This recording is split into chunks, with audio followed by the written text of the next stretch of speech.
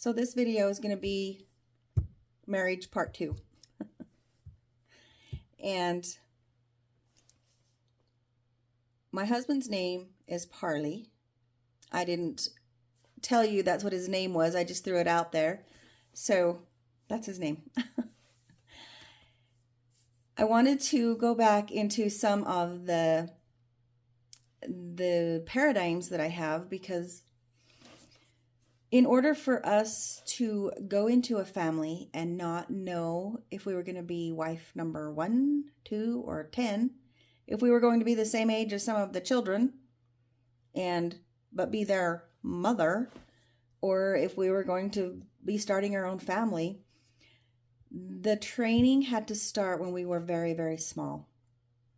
And there was very intense training for the women and the girls, especially, to get them to be where they could be molded and shaped into whatever they were, the priesthood or the high council had in mind for the young women.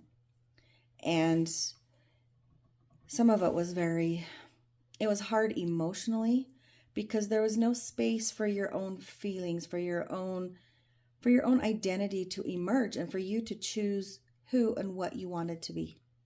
You got to choose to be sweet, and that was just about it. There was absolutely no dating, no courtship, no kind of connection at all before you were married. And if you had thoughts, even thoughts of the opposite sex, which they would tell us was immoral. So if we had, you take these young kids that are going through puberty, and for them to think of the opposite sex as their body is doing what bodies do to grow and change, to call that immoral, there is just absolutely no way that can make any sense at all. However, at the time, we were told to just pray those desires away. Pray away anything that didn't go with what we were taught. And we definitely had to shut our hearts off and really just go through the mind to think about things and do what you are told. Just bypass those feelings, because those feelings are the human fallen nature. Which, yeah, they are, but my gosh, we're here. Can't we just feel them and have them and express them in some way? But that was not allowed. And if it was, the person that was expressing their feelings, if they had a concern about the leadership or anything, they would immediately be sent out of the community.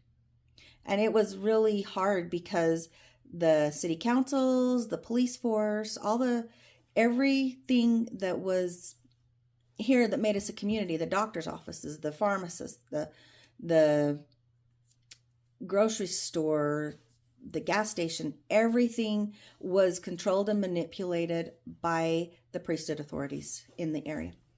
And it was very classish, I guess you could say. Whatever category you fell in, where if you are part of the elites and the higher up, you got more benefits, you got more food, you got more fuel for your car, you got a nicer car.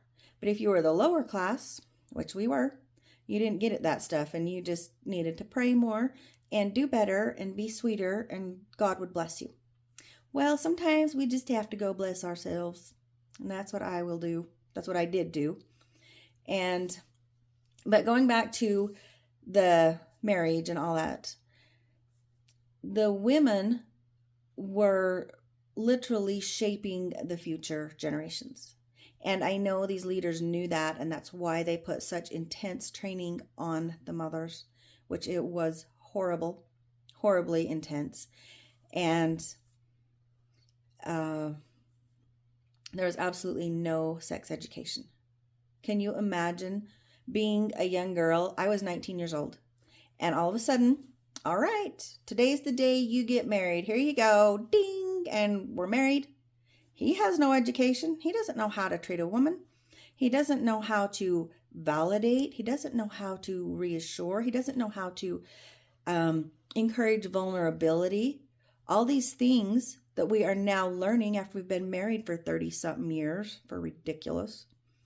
But all these things that people need in order to make relationships work, any kind of a relationship. And I look back on it and I just think, I tell my girls, I tell my boys, you know what? Understand what it is. Understand yourself. Understand what you need. Have an understanding of sex. Have an understanding of, for the girls, have an understanding of your cycles and what they mean and all of the facets of it that make us who we are. Understand your emotions for the times of the month. And it's worldwide. Women everywhere have to understand that, and they have to be able to explain that to people. But here, oh no, that was kept very, very on the down low. You didn't talk about it. The boys absolutely did not know. They were not allowed to know anything about the girls, about their periods, about cycles, about, whatever their fathers wanted to tell them about sex. That was up to them. But as far as the girls went, excuse me, we did not have an education in that area. I, of course, educated myself, which it could have been a little better, but, it was better than not knowing anything. And it was definitely something that I would want people to have an understanding of.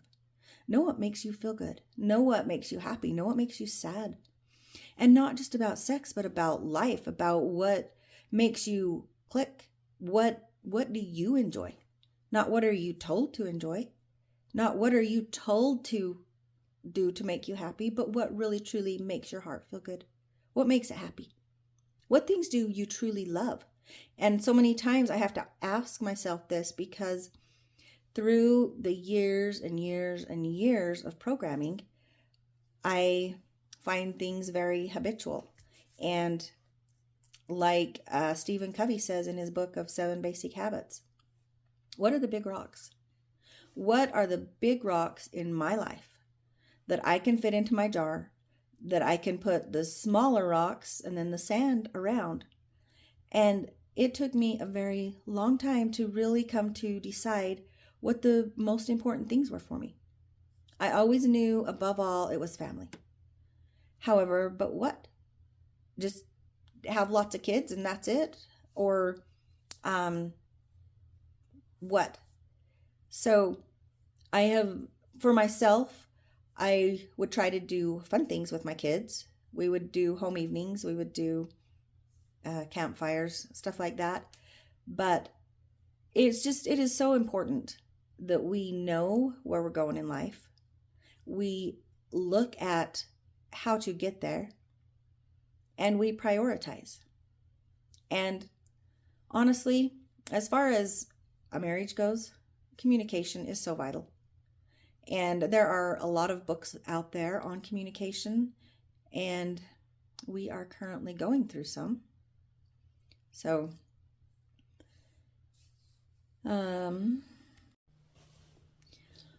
but I want to make the point very clear that every relationship, it does not matter if it is between you and your husband, you and your children, like take me and my sister that was married to my husband, the communication and the relationships between each person and myself, those relationships are so valuable. And to keep the lines of communication open and to make sure that I am nurturing those relationships. Relationships take work no matter what.